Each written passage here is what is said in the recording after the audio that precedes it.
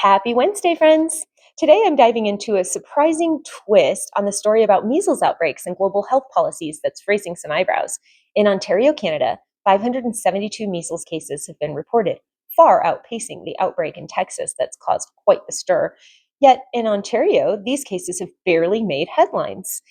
Even more shocking, Ontario's chief medical officer recently said that there's no need to change the laws allowing parents to opt out of vaccinating their children for religious or any other reasons, despite this outbreak. Meanwhile, the media and the World Health Organization, which names vaccine hesitancy a top 10 global health threat, has stayed completely silent on Ontario.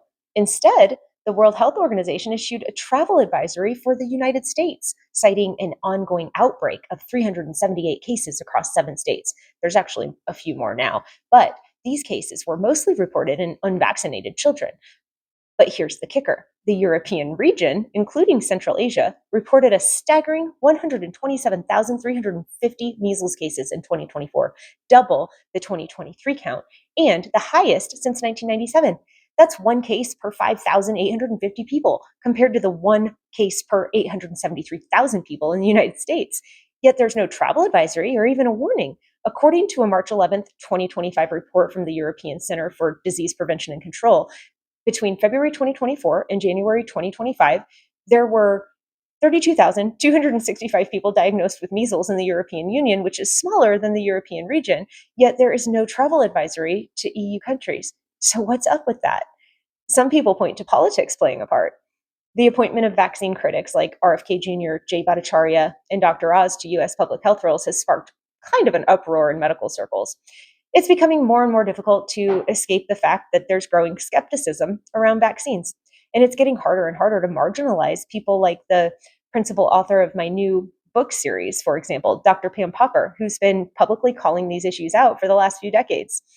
Another issue adding to the politicization of measles is President Trump's decision to cut off funding from the United States to the World Health Organization, which resulted in a $2.5 billion gap in funding.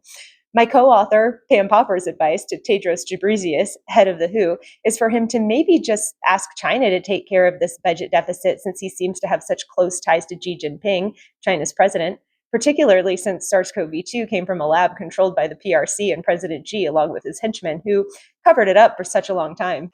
Meanwhile, here at home in the US, the measles insanity continues. A recent article posted to MedPage cites pediatric infectious disease experts backed by former CDC Director Rochelle Walensky, pushing for an extra dose of the MMR vaccine by administering the shot to babies 6 to 11 months old who live in or plan to travel to outbreak areas. This recommendation is being made despite the absurdity that just one person getting the measles out of a million people is considered to be an outbreak. This advice also goes against the current guidelines, which recommend babies get their first MMR at 12 months old. These experts, who seem desperate to vaccinate babies, argue that a gap in immunity after maternal antibodies fade justifies the change. Critics, however, label these directives as overreach, pointing to vaccine failures and a lack of concern for vaccine-injured children.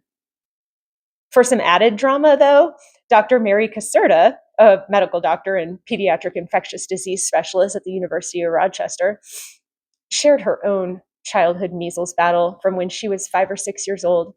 She said, "The things I remember most are the conjunctivitis, the cough, and the fever. My eyes were extremely painful. Thankfully, I recovered fully, but I was very ill." After reading Dr. Caserta's trauma dump, recollecting her experience of being infected with the measles, Dr. Pam Popper pointed out, well, yeah, she also forgot to mention that decades later, she is very permanently immune from measles as a result of her very bad experience.